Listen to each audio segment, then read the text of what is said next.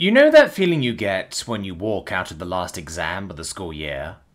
That weird, light-chested feeling you get when you're hit with the cool gust of autumn air, and then realise you're done. Where a flick of your eyeballs towards the once seemingly never-ending to-do list, courtesy of your AR lenses, reveals the completely foreign sight of an empty calendar in your weekly planner's HUD. Where you instinctively reach for your phone, unrolling it, only to reveal that your friend groups, chat rooms, servers, and forums, once filled to the brim with a never-ending flood of anxiety-ridden exam-related questions, have suddenly and abruptly gone dark? Well, that's where I stood, as I was finally escorted out of the faculty tower and back to the academy castle proper. I couldn't feel the cool autumn air, of course. I also didn't have an infosphere or extranet connection to check any servers, not that it would even matter here anyways. But what I did have was my trusty to-do list, and the seemingly infinite collapsible and expandable lists of objectives to accomplish. And what they revealed was nothing short of euphoric. Emptiness. An empty, vacant vacuum for an entire day. No crazy errands to run, no unexpected missions to accomplish, nothing but a big old nothing. I couldn't help but to audibly laugh inside of my suit, starting with a dry chuckle, then soon evolving into something just under a cry laugh, as I realised that it was all over. All of it, from the null, to the bomb, to Maltori, and to Eleanor's trial. All of it was over.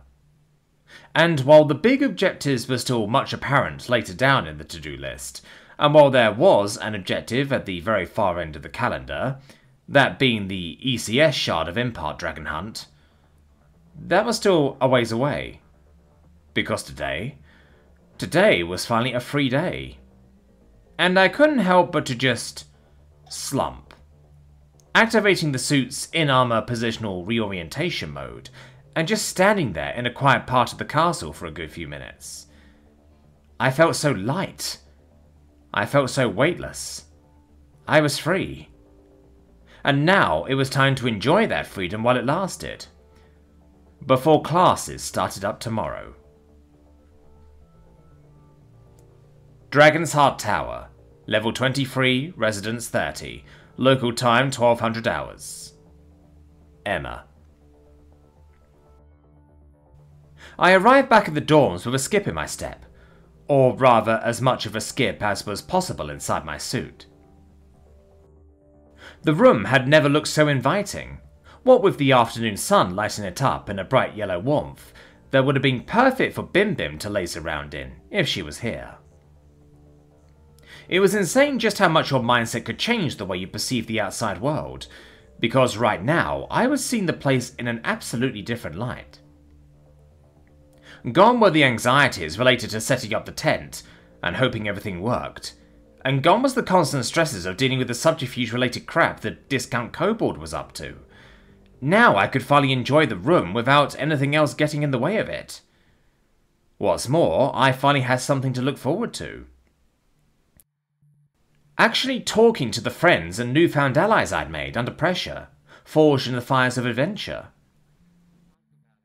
It was time to just talk for conversation's sake, to begin the mundanities of college life, alongside the added bonus of potential inter-realm diplomacy.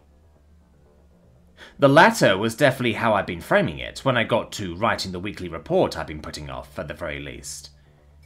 Note to self, classify any and all casual banter between me and the rest of the gang as, quote, spontaneous interpersonal dialogue with the intent of furthering macro-political transdimensional diplomacy via informal context-dependent topical discussions, fostering an environment of goodwill and trust in line with SIOP recommendations. I spoke with a faux official tone of voice, more or less channeling my inner Dr. Rosling, and imitating the way the sociology department scientists spoke to one another whenever they were going for academo-speak.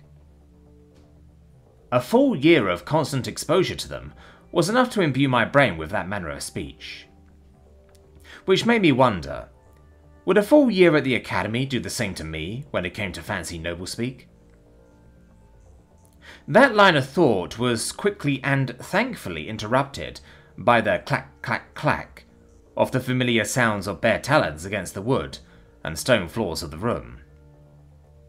This was followed by the thump, thump, thumps of Thalmin's battle-grey boots and the surprisingly silent appearance of Eleanor, as I began to notice that he had a strange and almost uncanny ability to walk without generating any distinct audible footsteps. All three soon found themselves facing me down in the living room, all three standing with varying levels of nervousness, hidden underneath their own unique forms of social masking. Thacia with her resting regal face, Thalmin with a more friendly expression of excitement and candour, and Eleanor by looking eternally miffed. It was as if he was eternally stuck with an expression of mild inconvenience. "So, how did it go?" Thalmin was the first to break the silence, his two almond-shaped amber-yellow eyes giving off major friendly vibes, despite the excitable open grin that placed his razor-sharp teeth on full display. "Well," I began cryptically, exaggerating my syllables, pausing for effect, all with the intent of teasing the group more than anything. "Out of it, New Realmer," Eleanor interrupted abruptly. "Have you or have you not succeeded in drawing out the man's ire, all at my expense?" The small thing was still very clearly on edge, following the apprentice's announcement over breakfast, an announcement made just prior to me diffusing the whole investigation situation. Thump, thump, thump. A series of 3 distinct rocky knocks rattled the room, as my conversation once more found itself derailed by an outside force. I hitched up my breath, a sense of an all too familiar nervousness suddenly overtaking me. But just as suddenly as that gut-churning, pit-forming sensation came, so too did my rational mind pierce through its vice grip. There was no reason to panic, and even if there was, I'd end up going through the same motions anyways. So with another breath, and with that realization in mind, I headed over to the door, much to Eleanor's growing nervousness. But unlike his jitteriness, I both reached for and swung open the door in one smooth motion. This revealed not another faceless danger, or the return of a certain null, but a gargoyle and a familiar bandaged apprentice, who greeted me with nothing less than a warm smile. "I apologize for any interruptions incurred by my unannounced intrusion, but I have a letter from the Dean himself. A letter addressed to Dragon's Heart Tower Level 23, Residence 30, to be delivered post-haste." Lariel spoke with an air of officialdom, still with a tired voice, but now without that overtone of annoyance that had coloured our first interaction on that first night. I received the letter, opening it up to reveal something unexpected, but something that I should have expected given the magical shenanigans of the Academy. On the paper was what looked to be a moving e-ink-like video of the Dean, except instead of addressing me outright, the message it first conveyed was bordering on being offensive. "I'm sorry, but I must remind students that all messages must be opened by your own hands, and not the hands of your inanimate servile constructs." Lariel couldn't help but to give me a small twinge of an apologetic look upon overhearing this, as she quickly tapped the letter with a finger, prompting the now static image of the Dean to reanimate to life. This time with a less dismissive look on his recorded face. "To all students, the culprit has been apprehended. The situation has been rectified. All is well, carry on, and rest well for the start to your journey." "Thank you, Apprentice Lariel," I responded, with a cheery chippiness in my voice. "Oh, and I hope you're recovering all right," I added sheepishly, reaching over to rub the back of my helmet, once more garnering a solid bonk. "The pleasure is all mine, Emma Booker," the apprentice responded, with an equally polite response, before moving on to a more personable tone of voice, delineating the next response as a personal one, rather than one spoken in any official capacity. "And yes, the Master Healer states that my healing is progressing as expected. I shall make a full recovery by the middle of next week." "Well, that's good to hear," I announced excitedly, all but allowing my genuine sense of relief to colour my words. It was just a few days ago when I saw her barely breathing and splayed out on the ground after all. So to see her here, back in the thick of her duties with a clean bill of health, was something that was as jarring as it was a welcome change of pace. And again, thank you for everything, I added with a bright smile, subtly hinting at the help I received from her, before garnering yet another polite nod. That was about as far as it went when it came to her acknowledgement of the role she played in the bomb drama, however. But that wasn't the end of my overactive mind, as a sudden, rather dark, intrusive, but reasonable thought suddenly made itself known. One that I just had to follow through with. Say, would you mind if I asked you as to how Professor Maltori is doing? I asked, suddenly and abruptly, prompting an equally abrupt shift in the apprentice's features, as it looked as if her internal threat levels had raised from 0 to 100 in a fraction of a second. I do not know, she responded simply and curtly, all the warmth from our interaction draining as she considered her next words carefully. Moreover, I am not at liberty to discuss the personal affairs of the faculty and staff, Emma Booker, so I must apologize for being unable to fulfill this point of personal privilege. No, it's fine. I was just curious, I replied amicably, ending the brief moment of tension, marked by a relieved exhale from the apprentice. Till we meet again, Emma Booker, and hopefully on increasingly better and more cordial terms. She spoke with a short bow before stepping away from the door, and moving on just as quickly. I quickly peered out at the front door to see her all but repeating the same motions on our next-door neighbour. A neighbour that was, surprisingly, someone I immediately recognised from yesterday's assembly. Entity IFF confirmed. A72. Etholin Asila. Rontalis Realm. Neutral. It was the skittish, ferret-like merchant noble. He poked his head out after receiving a similar letter from the apprentice, though even that benign motion was undeniably cute given his body morphology.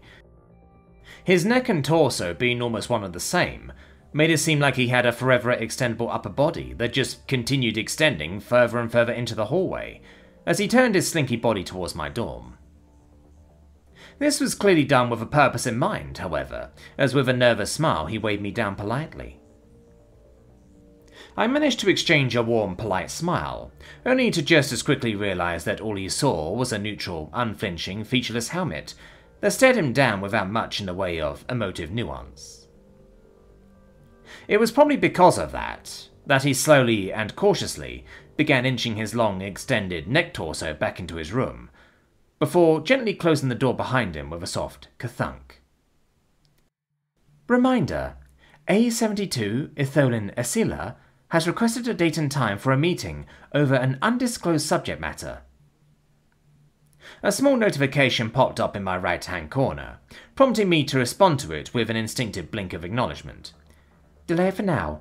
We'll put that under secondary objectives for next week, provided, of course, that primary objectives and studies don't overwhelm me. Acknowledged. With the interruptions dealt with, I finally closed the front door shut and turned back to the rest of the group. Eleanor, at this point, was once more absolutely fuming, his cheeks intermittently shifting between a ghostly drained pale blue and a sickly vibrant turquoise, as if shifting back and forth between dread and utter fear. No, Rama? He uttered sternly. To which I refused to reply until he finally relented with a little stomp of his feet. Emma? Yes, Eleanor? The letter, what does it say? He managed out under a smoke-filled breath. Oh, this? I held up teasingly, before committing to a little tomfoolery, as I folded it up in the form of one of humanity's oldest viable designs for an unmanned, unpowered, monocoque flying machine. A paper aeroplane. Catch! I flung the thing with just enough force, and with the precision of an AI-assisted launch, that it began flying loose above the Venerian's head. The little thing reached up, jumping as he did so, before another burst of mana radiation made itself known. Alert! Localized surge of mana radiation detected. 150% above background radiation levels. A small gust of wind, suddenly appeared out of nowhere, sending the folded letter flying even higher, as if it had just picked up a jet stream. The source of this second wave of tomfoolery was obvious enough, if the toothy grin and the puffing of his chest didn't already give it away, as Thalmin continued to huff out faint magical gusts for 20 or so seconds, before finally relenting. "You will pay for this," Eleanor seethed from 2 very smoky nostrils, as he finally leaped up just high enough to reach the letter, unfolding it to reveal the hard-earned results of my work, coming in the form of that recorded message being replayed again for all to hear and see. His hands soon began to tremble as an honest-to-God smile began forming on his face. A smiling, happy, and healthy-looking Eleanor was definitely something I hadn't yet seen. But here it was on full display, as he let out a long, sharp exhale, before finally letting out a controlled burst of fire. "Alert! Localized surge of mana radiation detected. 300% above background radiation levels." The red and orange flames immediately eviscerated the small piece of paper, pinched between the Venerian's fingers, his hands seemingly impervious to the lapping of the flames, and the superheated object between them. Then they didn't have much time to continue holding on to it, as what was previously the letter fell through the Venerian's fingertips like sand, before landing on the floor in a heaping, smoking pile of ashes. "May I ask why you had to do that?" I asked for a questioning sigh. "Satisfaction, New Realmer. I would expect you to understand my draconic ways, of course," Eleanor responded, with his expected pompous flair. "Well, whatever the case is, that's 2 things you owe me for now," I suddenly chimed in, eliciting a befuddled expression from the Venerian. "What?" the little thing retorted indignantly, with an audible snap of his jaws. "Well, judging from yesterday's letters, I'm assuming you had trouble burning letters to a crisp," I spoke nonchalantly, before pointing to the pile of ash and the small trail of smoke rising from it. "That seems to be a marked improvement from yesterday, if you ask me. But hey, I'm not an expert on your draconic ways, so who am I to cast judgment?" "It is wise that you acknowledge your limitations, Emma Booker," Eleanor responded, but instead of his usual jabs, this one was weirdly positive coming from him. Sure, it was acknowledging my self-depreciating statement, but it was done with a positive slant to it. Something that was already leagues beyond his blatantly antagonistic tendencies when we first met. This observation was quickly backed up by more of what he had to say.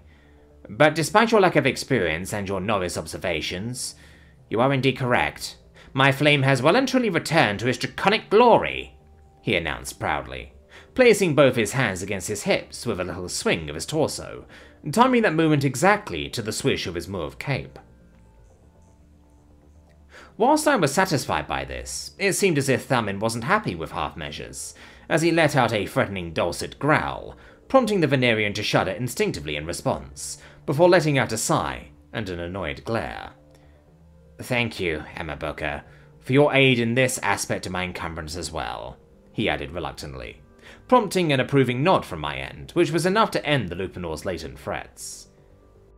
"You're welcome, Eleanor," I responded curtly, and with a tired sigh. "Just remember our agreement last night and let's move on. Which, speaking of..." I turned to the rest of the group. "I don't think I've announced this properly yet, so here goes. I'm officially done for the day now," I announced with glee. "And your talk with the Dean, Emma, how did that go exactly?" Thacia just as quickly chimed in, attempting to fill in the gap of my sudden and lackadaisical statement. "The results speak for themselves, I think." I casually pointed to the burnt letter on the floor, but to clarify, it went surprisingly well, all things considered. "How did he carry himself throughout the conversation? Were there any points in which you could infer hints at a parallel message being conveyed? In what manner did he start the conversation, and in what fashion did he end it? And on what terms did you conclude those discussions? Were you able to..." "You know what?" I interrupted Thacia right as she was in the thick of things. "I think it'll be easier for me to just show you." It took just under an hour to review the footage, with about half of the time devoted to the gang pointing out key details practically every other second. The first notable one was something that I'd been meaning to ask the group since its sudden and abrupt revelation. So, just to clarify, I began, pausing as I rewound the footage back to the hazy-eyed clerk that bumped into me in the dean's office. What exactly is navigation by stream? Is it literally just like an extra sense you use to navigate with when your vision is preoccupied with something else? Using your mana sense, sort of like a natural LiDAR? Thacia and the rest of the group could only stare blankly at the end of that questioning statement. They were definitely following for the first half, but sort of just dodged off a sheer cliff by the end of it. LiDAR? Thawen attempted to replicate what I'd just said. No, foolish prince, she clearly said LiDAR. Eleanor promptly chimed in, with his signature smug grin. Okay, bad analogy. Let me rephrase. Is navigation by stream literally just replacing your normal visual senses by using your ability to sense mana to sort of visualize the world around you? Determining the placement of objects, obstacles, paths, and so on and so forth by how the mana streams interact with objects within a given space? Yes, Thacia announced, with a resounding, conclusive yet somewhat perplexed tone of voice, as if she wasn't expecting me to grasp it that quickly. I am assuming your people have some sort of an equivalent, despite your mannerless nature. Perhaps this LiDAR being an innate acoustic ability of sorts. Close, Princess, I nodded. We do have an equivalent, and indeed multiple equivalents of this concept, except we don't naturally possess any of these abilities. Those latter words seemed to immediately set something off in the princess's head, as her eyes once more entered that signature light bulb stare that had become increasingly more frequent with each passing day. The same couldn't be said for Eleanor, however. So no acoustic equivalents like those lesser Avenor, Eleanor concluded with a narrowing of his eyes. I don't know what a lesser Avenor is, but no, we don't possess that naturally. And no underwater equivalent of such an ability as well? He continued, his curiosity starting to colour his words. No, but we do have animals back at home that can do that. And no other innate abilities other than basic sight and sound by which to navigate the world around you? No, just regular old colour vision and a decent hearing range. I paused before turning to Thalmin, and probably way less of a range than what our mercenary prince friend here is capable of. So your species is inherently deficient, not just in the capacity of mana, but in the faculties of your natural forms as well? I let out a sigh, as Eleanor once more marched, whether by intention or not, straight into his mightier-than-thou territory of speech. Nope, I responded bluntly. But it is clear that through the inherent lack of natural gifts, her people have been driven to create artificial means of bridging the gap, perhaps even surpassing them. Thacia spoke plainly, simply, matter-of-factly, as if once more coming upon another realization. Being unsatisfied with their station in the natural order, they chose to dictate their fate through the purest form of sapient expression, innovation and creation. I don't see how you could come to that conclusion. Her very presence here as a mannerless being necessitated the creation of an artificial means of overcoming those deficiencies inherent in her species, Thacia shot back, without even an ounce of hesitation. She possesses artificial insects by which to act as her eyes and ears, extending her reach. She possesses devices that can bridge the gap between spaces in a similar fashion to a hearing sense. Everything you can think of as a natural deficiency, her people have found a novel means of overcoming, if not outright surpassing them. Thacia's right, Eleanor. I suddenly entered the fray, tag-teaming Thacia with a small nod of acknowledgement. My species may lack natural acoustic mapping, the ability to track by scent, the ability to do this and that as seen across a multitude of species. But what we lack, we made up for in advanced tools. Tools that allow us to see even in the darkest of nights. Tools that allow us to pierce through the seemingly impenetrable abyss of oceanic expanses. Tools that allow us to pierce into the heavens themselves. And finally, tools that allow us to replicate navigation by stream. This is why I assume you were able to grasp the concept quickly, despite being mannerless, and lacking any natural equivalent to the concept. This LiDAR being another tool which all but achieves the same ends, Thacia added, with a questioning glance. Precisely, Princess. Thacia took a moment to process that, before responding with an affirmative nod. If in doubt, just assume an Earthrealmer has a tool for that, Thalmin added jokingly, though there was a clear undercurrent of unease from that statement as well, as if the Lupinor understood that, with all proverbial doors being open, if a line could even be drawn in terms of what was and what wasn't possible. But I digress. Are there any other topics you wanted to touch upon in this memory shard with the Dean? Yeah, one actually. A pretty major one if you ask me. Your foolhardy and unnecessarily risky plan to spy on the man using your mannerless insect? Thacia all but lashed out. I know you have your gripes about that particular aspect of the mission, Princess, but this was an opportunity I couldn't just let slip by. Heck, it may even help in Eleanor's case. Or better, it may clue us into where the man stands in this whole conspiracy. This is vital intel I wouldn't have been able to come across otherwise. The higher you fly, the greater the risks, Thacia responded sharply.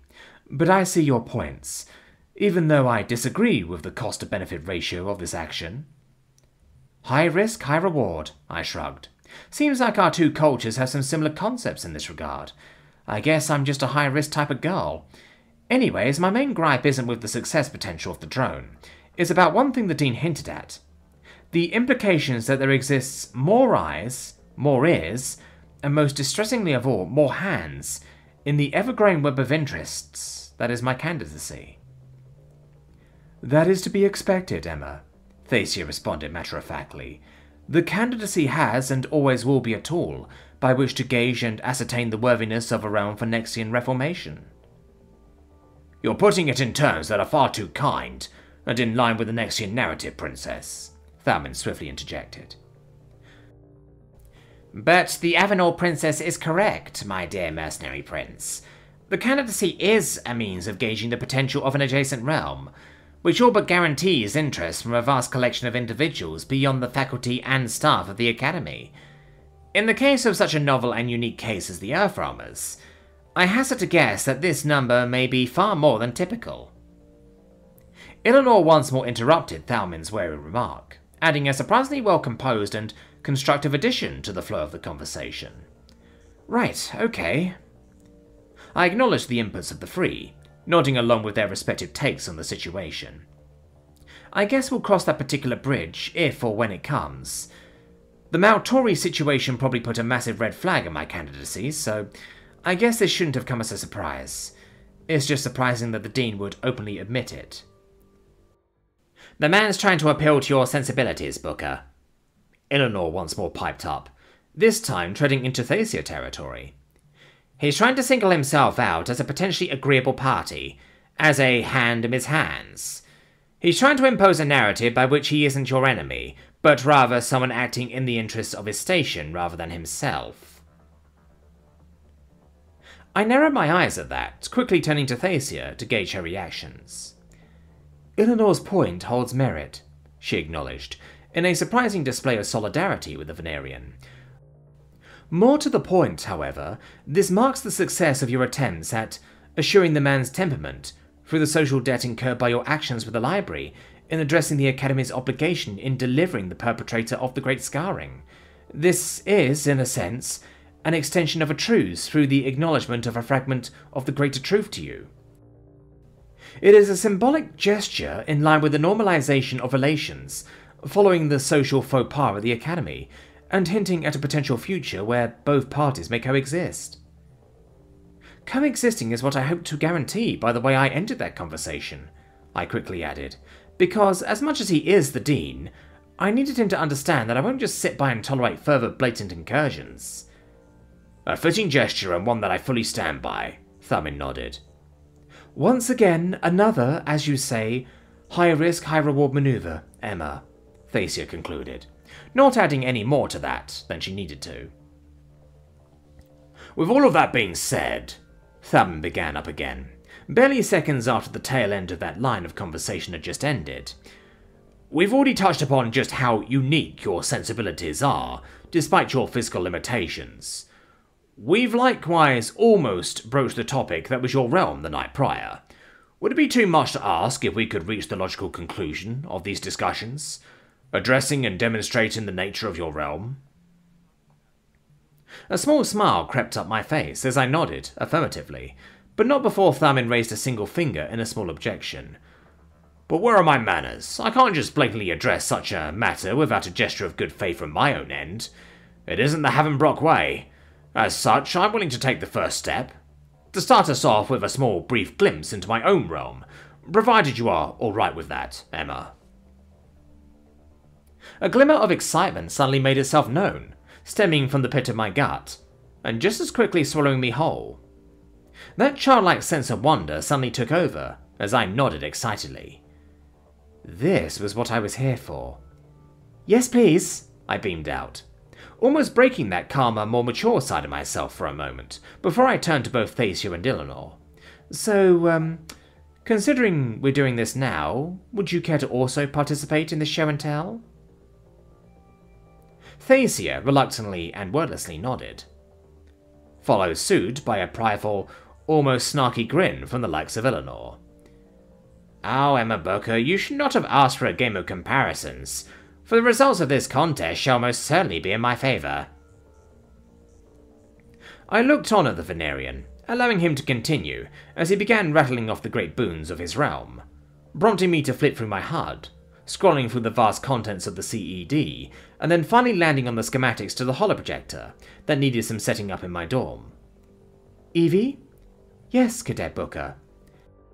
Let's go through the library. There should be a lot we can work with depending on where Thalman and the rest of the group takes this. Affirmative, Cadet Booker. Accessing Cultural Exchange Database.